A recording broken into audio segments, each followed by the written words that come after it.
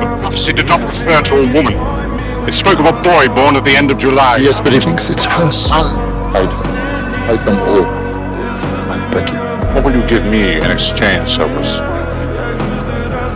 Anything.